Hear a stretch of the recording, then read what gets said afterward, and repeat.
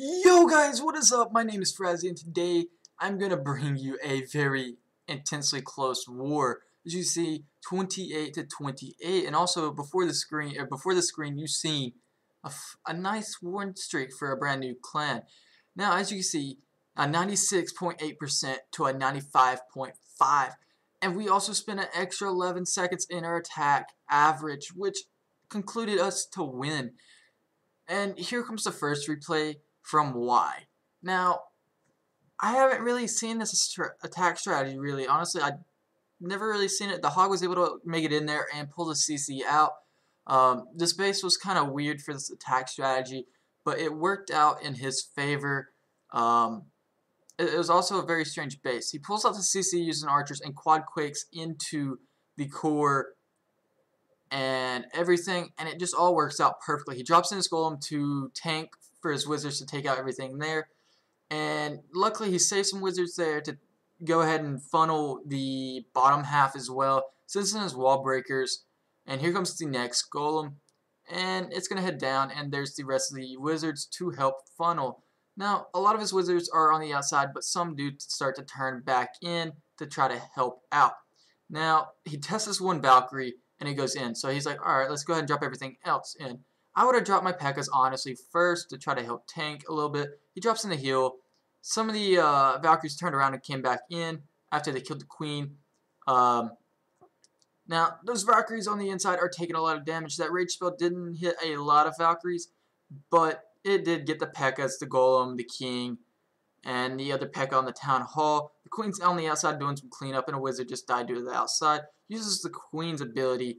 The King is about dead. He uses the King's ability. You want to use the King's ability a lot earlier than that because he can die during his ability, and it's just a waste of his ability. So use it around half health if you can. It'll probably help out just a bit more because you get more of his rage and more damage done to the base. Yes, you use it later, the King can survive just a hair longer, but it's probably better off to do it later. Now you have a lonely wizard working around the outside, going to the top for that builder setup there. Nicely done. Now everything's on that top side. A couple wizards down at the bottom. It's just basic cleanup here. And now it's all down to this builder set up at the top. Great job, Y. Great job. Let's go ahead and jump into the next one. So this next one is 4 against 4. Acid comes in with the double giants, followed up by a couple wizards to kind of create a funnel here for his Valkyries. But I see he brought 2 heals, 1 rage, and a quake. I was highly confused about this. Now he has a nice funnel here. Everything's going in. I was wondering why he only brought 1 quake. It didn't make much sense, but those are low-level walls for those Valkyries, and so they're able to get in there nice and quick. He drops a rage super early. Now he has a dragon to worry about, so he drops his first heal down, and that dragon's still up there, but luckily it's targeted to the golem, and the wizards are helping take it out. Now you have the second heal going down on the P.E.K.K.A., the Valkyries, and they're working on the mortars and the cannon, etc. Still have a nice bit of golem life left. Uses the King's ability nice at a very nice time to be able to get through the wall and do a little bit more tanking for other troops as they go and take out the wizard tower. It was really nice played out. Now, here's some stuff. Ooh, that little bomb could have took out those Valkyries, but it didn't. You have 2 half-health golems left, and they're working up towards the cannon and the archer tower. Unfortunately, 1 golem is going to pop and turn into golemites, and they're going to die. And everything else is kind of doing some cleanups to work up towards there. Takes out 1 builder set, and then finally heads up that way. Luckily, he has wizards left, so the Valkyries don't have to try to bust through that wall, even though the golems kind of made it just about there. There goes the last golemite, and the last actual golem there has been popped, and there's the 3-star. Let's go ahead and jump into the next one, and I'm going to be showing you a variety of this. Okay, here we have level 2 dragons and a couple minions. He lured out the CC there with a minion, nicely done. He's going to lure him down to the bottom where nothing is being attacked, and this is something I would tell you never to do. Honestly, it is probably one of the worst things. Spam all your dragons down. It's not the best thing at all. For whenever you use dragons, you want to create a funnel by dropping a couple dragons at a time and make sure they go into the core. But luckily, this turned out in his favor just because of those air defenses being such a low level, and all of his defenses in everywhere is low level. So he was able to get through this quite well. He drops all his minions down, which I would have done just a little hair later to make sure the dragons are tanking for him. He drops in his second rage, which is all he has left. He uses the king's ability nice at a perfect time, and so he can get the most ability out of him. And he's going to die right after his ability, which is perfect that you want to have happen. Now, there's only 2 air defenses left, but he still has plenty of dragons and a couple minions to help out. Now, they're basically 1 air defense left and plenty of stuff to go around here. At this point, it's just clean up. It was a nice attack. And the funny thing is, the enemy clan had the same amount of 3 stars, same amount as 2 stars, no 1 stars, just as this clan. I thought it was hilarious. And let's just go ahead and jump to the next raid. It's not the last, per se. So I'm sitting here trying to mix it up for you guys, show you what's all going down.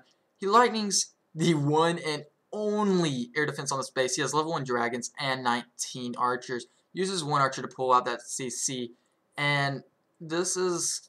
he drops 1 dragon, which was perfect, and drops the archers in behind to take everything else out. The dragon does survive, but he could have dropped his king and done just as much damage and not wasted all the archers there. But now, even as having level 1 dragons, you can do great work with them if you know how to funnel them correctly and you bring the right spells. Sometimes it don't have to be lightnings and quakes. You can bring rages and heals, and it does just fine. I sped through this because I didn't want to see this. It was just a massacre. Let's jump to the next one.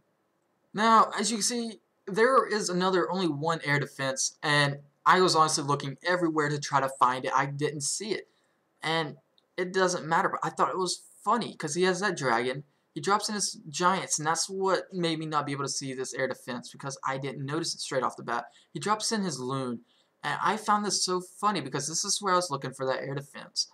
I was like, where is this air defense at? I couldn't find it. Everything's low level. It's not great for war. You wouldn't want to have this base in war. And as you see, this is a pretty overkill right here. All those wizards, all those archers, this was not needed for this base at all. You could have just simply brought 3 dragons or 4 dragons and been fine instead of just overkilling this. And there's only 1 left I'm really going to show you. And let's go ahead and jump to this. And so as you've seen, they're all 3 stars, but here is the 2-star on the number 2. This is a Town Hall 8 going against a Town Hall 9. Lures out the CC perfectly. Quadquake's in there. But wait! Oh no! That 1 wall didn't get through. That could have went just a little bit more smoother. Drops in the golem with the wizards, which was perfectly fine. The golem's going to tank for all that, and the wizard's going to take it out. Because the wizards are also going to help create a funnel. Uses the wizards on the queen as she's targeted on the golem, which was perfect as well. Now, the wizard's going to create the funnel.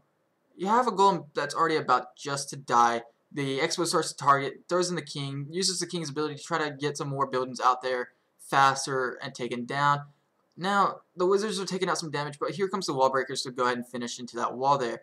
Perfectly executed. First heal down, and everything's kind of going around awkwardly. A rage is down, but nothing's really in that rage, so that wasn't a well-placed rage. But all the giant bombs are basically down and dead. As you can see, boom. Kills the golem. The P.E.K.K.A.s are up the top, so that wasn't really the best way to have that happen. Get a P.E.K.K.A. and a wizards, along with some archers on that right side to help do some more damage here. As the archer towers focused on that P.E.K.K.A., they were able to get that taken out. Now you have 2 P.E.K.K.A.s up there alive, 1 P.E.K.K.A., never mind, not even a P.E.K.K.A. anymore. Now it's just, that's one thing right there you don't want to do. Keep the raid going as long as you possibly can. Don't end it early, even if it's just an archer attacking 1 building and then she's going to die. Get that extra percentage just in case you need that percentage later on. You never know if you're going to tie or not, and that's literally what is happening. Like, you need that higher percentage to win if you tie. And that's all I'm going to have to show you for today, guys. Hope you guys enjoyed the video. Leave a like, subscribe, or comment, and look out for tomorrow's video. See you guys later.